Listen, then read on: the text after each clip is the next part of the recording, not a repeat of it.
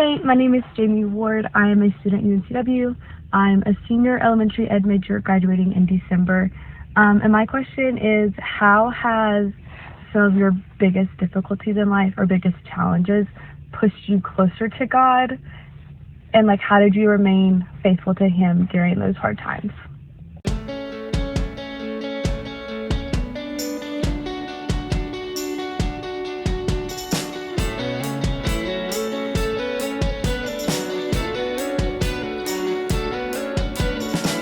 Hey everybody, welcome to Meet the Prof. My name is Shane Hartley, and my friend Spence Hackney and I have the privilege of interviewing Christian professors around the country with the purpose of encouraging Christ-centered conversations on the college campus. And we're so grateful that you're even listening. And if you happen to be watching this on YouTube, you may notice a different background.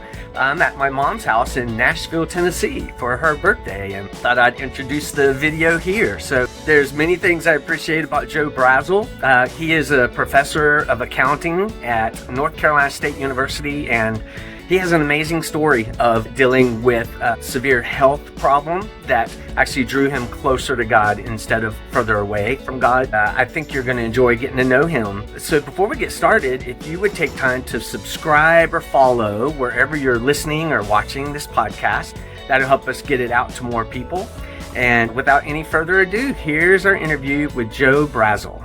Well, Joe, it is such a privilege to get to interview you now. And thanks. I've been excited to get this time with you. And because I noticed on Meet the Prof that you like playing tennis, which is my favorite sport. So how much do you play tennis? How serious of a tennis player are you? I used to be really serious. I didn't start till I was 40. Oh, yeah. So it took me a while to burn out, but I've had 3 shoulder surgeries, one probably from playing football in college, 2 from tennis. And now I used to play a lot of USTA. Now I just play with my daughter around once a week. And she's a really good tennis player. She plays on our high school team. So we hit the ball around. I can't beat her anymore. And we started off when she was younger. We had a $100 bet that she couldn't get a game off me. She got a game off me sometime during COVID, and then we don't make bets anymore because she beats me like 6-2, 6-2. Good time to put that to an end. She really, really, really beat me bad yesterday. The other thing I do a lot of fly fishing, so that's a little bit of a quieter thing. So I fly fish all around the world. Where do you love to go? Try to do that. Have you My been to favorite Colorado? is Montana. Okay. I go to Montana for 2 to 3 weeks in July with a friend of mine. And tell us some about you as a college student. So when you were a student, you're playing football. You were already into accounting. Is that true? Could you tell them that you loved I knew it? I wanted to be a business school major. So I was lucky. I went to a liberal arts school that also had a business school. I found out that accounting was easy for me. It came to me very easily. I did very well in it, and then I heard about all these wonderful jobs. What advice have you given kids, like your daughter Abby, for instance, on finding that strength when they're, that kind of formative point in college of the sophomore year where you kind of got to pick some things? I always say the best measure of what industry / major you want to do is what do you like to read about? Because business press, some of it's, like if I read a business article about the insurance industry, I'm not very interested in that. But you give me retail, real estate, manufacturing, those fields always interested me. So I always say the way you figure out what's for you is what do you like to read about? Because if you like to read about it, you're going to study more and you're going to research more, and it won't be painful, and you'll learn more. So that makes the learning fun. Well, Joe, so students are often curious what it's like to be a professor. So what is something you would tell your students that they probably don't know about the life of a professor? Yeah, so it depends on the professor as far as how much research they bring in the classroom. If you're constantly being exposed to like chemistry professors who are talking about their latest research, you probably have a darn good idea that faculty at a lot of the bigger research intensive schools like at NC State spend almost as much of a percentage of their time on research as teaching. I bring a lot of research into the classroom. a lot of my research, a lot of research that I read, because I know it's not going to be in the textbook for a while. But students are kind of shocked sometimes at a business school that we spend so much time doing research. Now, you were a contributor to a recent Forbes article.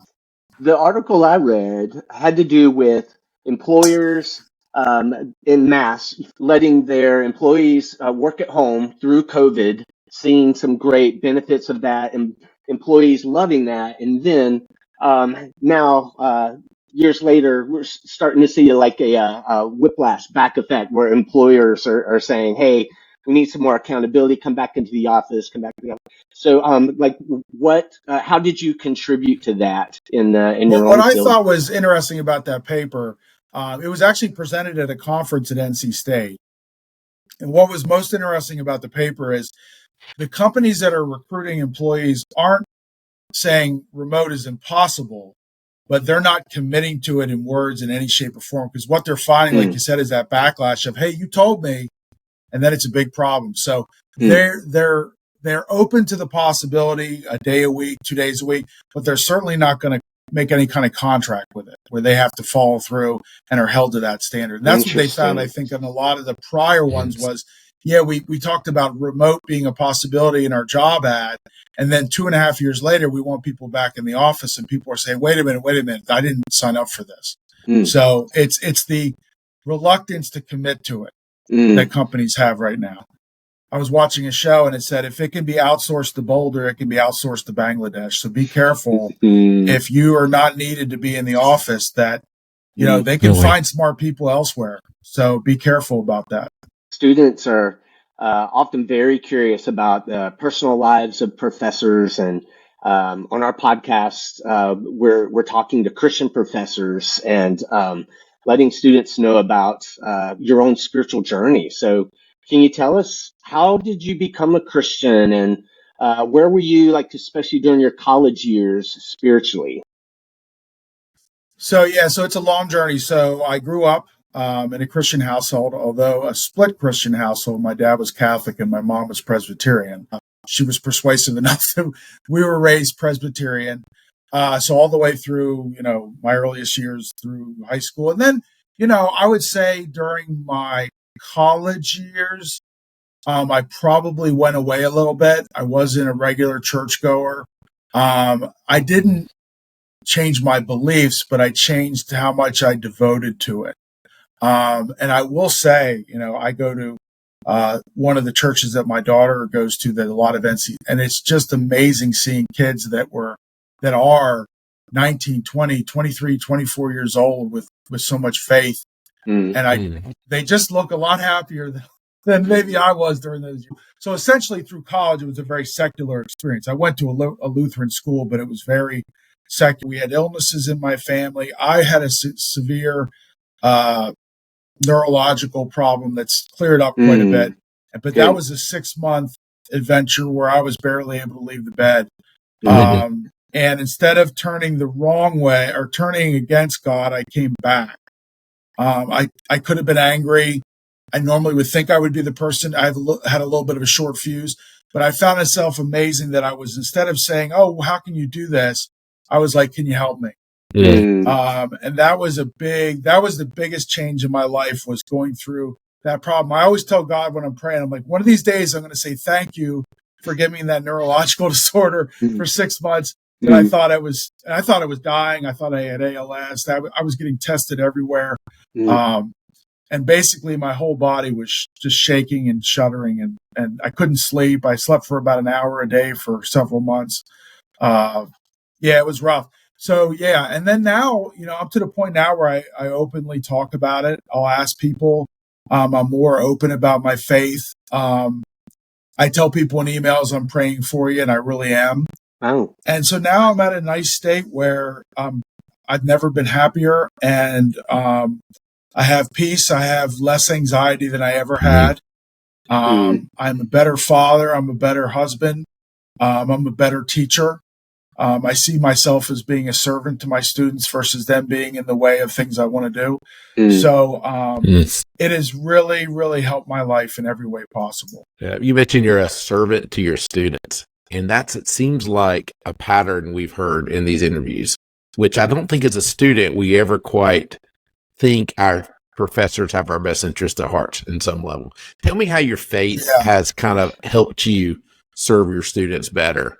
We're all God's students. So the same way I would treat my neighbor well, why wouldn't I treat all my students who are there to learn from me? The one way I try to instill the servant part is I make it very clear every class that I'm always there for them. In every email, it's always, if there's something else, let me know. It's never an end. Just to tell you how I've changed, I used to have office hours before I taught, and I probably was a little preoccupied trying to get my class ready. And now I realize to be a better professor, I should have my office hours after class where there's no disruption. I'm relaxed. I'm there for them. And so therefore, I'm a better teacher in my office. So just changing my office hours came as a result of me understanding that I wanted to be a better servant to my students. That's awesome. I bet that's noticeable. I bet they experience that. They always say, you can tell who doesn't want students to come to their office hours. You can tell by the hour and the time of the day that 6 in the morning. Come on by, 6 a.m. I'm here. Yeah, 6:30 a.m. to 7:30 a.m. Well, how much are you able to talk to your students about Jesus? Well, I've got a unique way. I don't necessarily speak about it explicitly, but the one way I let them know is I will tell stories from church certain days. And the other thing I do is I'm a big fan of art history and art. And I travel in Europe quite a bit, and I take pictures all the time. And there's stuff that relate to my class that are from paintings from Raphael that are in the Vatican. I'm in churches quite often, and a lot of them are religious pictures, although I just use them to illustrate an accounting concept. But I think that's the main way I do it. It's through those pictures, and they get a sense that that I attend church mass on Sundays, and then I'll see them at mass, which is quite nice. So how would you advise students who are struggling with believing the Bible? My best advice will be, and it's where I started when I was getting back and growing, is I really stuck with the Gospels. There's not a lot out in there that, even if you didn't believe in God or Jesus, that would make you just a better person and a nicer person to be around. I always tell my daughters, in the short term, you can be a pain and be not a nice person. But now that I've been around the block, you can't hang out anywhere for 5-10 years and be a bad person. It eventually, no matter what you gain from being kind of like a rat or just an unethical person or what have you, it does. There's no long-term solution to that. It doesn't work. So I would say, really, really hone in on the New Testament and branch out from there, but spend some time there because, again, worst case scenario, you'll grow as a better person. Well, so Joe, you said on meettheprof.com that one of your favorite quotes was from Ralph Waldo Emerson, the one where something like, always do what you're afraid of, always try to do something you're afraid of. So I was wondering, when is the time you can reflect on where you felt like God created a situation for you to step out in faith, do something you were afraid of, and what happened as a result? What did you get out of that? Right. So that quote is actually that when you do a dissertation, which is basically book size article, research study, that was the quote I put at the beginning because it really emanated from I was really scared to do it. And it was sort of the first time I had done something that was a little bit more risky, major in accounting, go working for one of the large firms for 5 years. I never left that firm. So I had not stepped into my uncomfortable zone until I decided to get the PhD. And the reason I always bring that quote up is it was the smartest thing I ever did. This question relates some. You said that you have a lot less anxiety now, a lot more peace now. So how would you advise your students when you know that they are struggling with anxiety, especially if they come to you asking specifically for help? Yeah, I think the thing you never understand, I'm constantly, like I was just thinking the other day of, I was playing tennis with my daughter and how hung up I was about some tournament 2 years ago. And now I'm playing with her in her last year, prepping for her senior year. And, she's not going to be a pro tennis player. She's very good, but, life will move on. And all that worrying was worthless. So the first thing I would tell students is, regardless of what you think, if you're having a problem in your dorm, or you're having problems with a roommate, or having problems with a class, life will move on, and nobody has that written on their resume. So having more of a long-term fixture, and recognizing whether you have the right amount of anxiety. So I probably had the right amount for a while, and then I think it went a little too strong. And now I would argue that I have way less anxiety, but I do miss a few things from time to time. I'm not as with it as I used to be. Okay. But the benefit of that, with not being uptight and flying off the handle or having a short fuse, I'll take that. But yeah, so students, there are probably some students that need to have I won't say a little bit more anxiety, but they need to have a little bit more attention to detail, which causes anxiety from time to time. So figure out where you are on that spectrum, and then say, okay, am I going too far? Am I letting my anxieties slow me down? I'm afraid to put something on paper. They say, what is it? Paralysis by overanalysis. If you're in that world, you got to get away from it. And then again, and realize that these short-term life struggles, they're not permanent, and they're not, like I said, they're not going to be a line item on your resume. Yeah. Well, I'm so grateful you're at NC State, and this is awesome. Thanks for this time. And maybe next time we can pick your brain more about what it's like playing football in college, and the biggest lie you caught doing an audit, the biggest company that you got an executive fired with. But thanks for being there for the students. Thanks for you being such a servant example to them. And thanks for this time. This is really enjoyable. Yeah. I really enjoyed it, guys. Great job. Thanks a lot. Well, I hope you enjoyed that interview, and you can learn more as well as read about other Christian professors on our website, meettheprof.com, and you can search for professors by name or by state or even by college campus. And you can also find many helpful resources about questions that were in the interview and other ways of answering tough questions at cru.org, and that's cru.org. And college students, if you would like to ask a question to a professor and potentially be on the show, this is how you do it. Follow us on Instagram. It's meettheprofofficial. And then upload us a video by direct message where you say your name, your college campus, and what year you are, and then ask your question. And you can ask more than one question, and hopefully then you can be featured on the show. And if you enjoyed this, would you please share this episode with a friend? Please don't forget to follow or subscribe to the podcast. And if you're listening to this, but you would like to watch the videos of these interviews, we record them all and we put them on YouTube. So you can subscribe to our YouTube channel, which is Meet the Prof Official. And we would love to meet you there.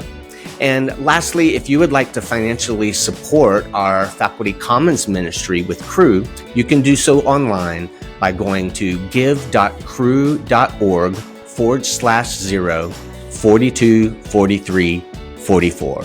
So thank you for being with us. And until next time, we hope you feel encouraged to have a Christ-centered conversation on your college campus.